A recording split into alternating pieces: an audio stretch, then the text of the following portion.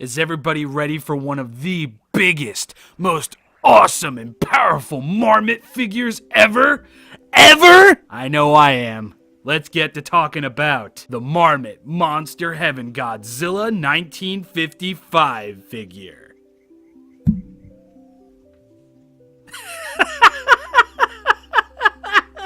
Oh, gee, Bobby, why'd you have to hype me up like that? Believe me when I say, when I got this guy out of the box, I was a little surprised in his size as well. But just because he's a tinier fella doesn't mean that he is not impressive. Let's get to looking at him, shall we? So this time around, Godzilla's got a bit more of a darker finish to him. Got some rustic orange and some darker navy blue to him, coupled with some silver for the dorsal plates and some darker yellow, gold-ish for the fingernails and the toenails and the eyes. And I mean, look at this goofy face. Hey boys, how you going? Yeah, as goofy as this guy looks, I can't help but love him. So first off, let's talk about some articulation. This guy actually has a little bit more articulation than, than I was originally expecting him to have when I first got him. Obviously, we've got the legs. The legs are an obvious thing. We've got the arms, although I don't want to push this guy to going all the way around just so I don't, scratch the gold off his fingernails.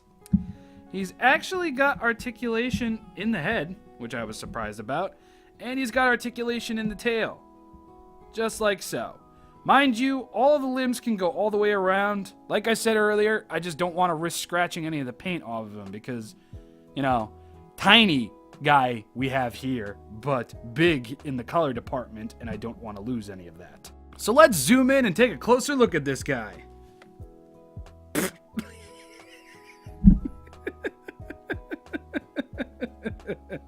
Oh, I'm sorry, 55. You just look so goofy. One of the details that I really appreciate on this figure is the inclusion of Godzilla's ears, which is something that, depending on the maker of the figure, is either skimped out upon or just lost in the detail. But as you can see, we've got nice wrinkles and rolls on the side of his head. You can see his visible lips over here. We've got teeth over here as well. He's goofy looking, sure, but he's got the detail. Moving down on the figure, we've got more of the scales and wrinkles that other Godzilla figures from Marmit and Sofubi sport, only this guy is obviously a different color. We've got wrinkles and scales on the arms, on the wrist, on the hand, above the thigh, on his stomach, on his chest, all mixed with that dark blue and orange concept, and I really dig that.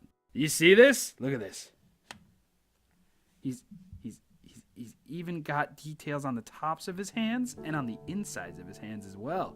It's a nice little touch. Moving into dorsal plate territory, you're not going to get anything too crazy with this guy. I mean, yeah, he's got his little dots and all that other kind of stuff on his dorsal plates. It's nothing crazy, but it's nothing anywhere near as much of a letdown. I'm not saying any of the Marmit or Sofubi figures I've talked about so far have in any case let me down ever. This guy's dorsal plates are just a bit smaller and they're silver and it looks cool. And the silver, like the blue guy before him, stops pretty much at the base of the tail, and then the rest is basically just orange. We've got Marmit 2001 on the bottom of his foot. We have Godzilla in Japanese and copyright, I'm assuming that's Toho. This guy's goofy looking, he's tiny, but he commands just as much respect on any shelf he's put on like a normal-sized Marmit / Sofubi figure. He's got a crazy awesome color scheme. He's one of only 2 1955 figures that I own, and he pops, man. He really does. Again, yeah, he's goofy looking, especially when you look at him from this angle.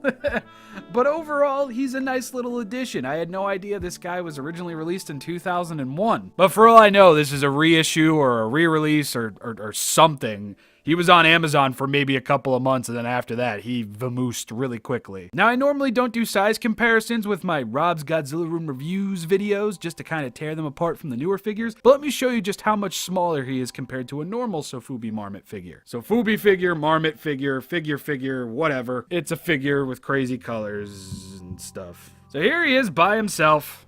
And there he is with the big blue dude. So yeah.